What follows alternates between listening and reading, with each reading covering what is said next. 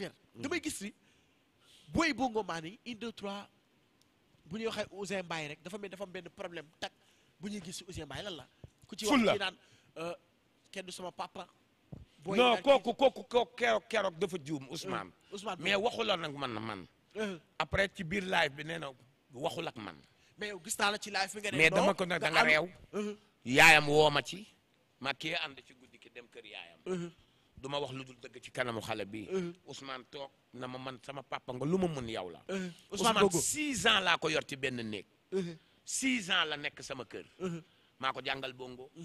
maa ko jàngal sañ caméra bi ndax li maa ko jàngal lépp lu mu mën ba ci fit osé boo ko waxee foo ko jëlee mu ne la Ouzin Mbaye ak gàtt tànk nag yamare dërëm ak milliard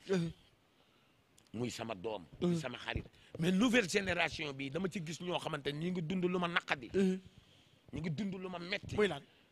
dama ne aar jafe na boo ko mu ne nanga ko fonk daw nay caaxaan bokk na lii leeral dunya mbasa mënal teralalal mbax léeg-léeg nga gis ko mbax ba teral yaay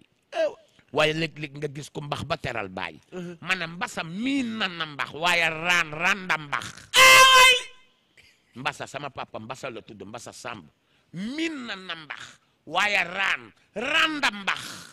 loolu mooy lan ñi miin na mbax mooy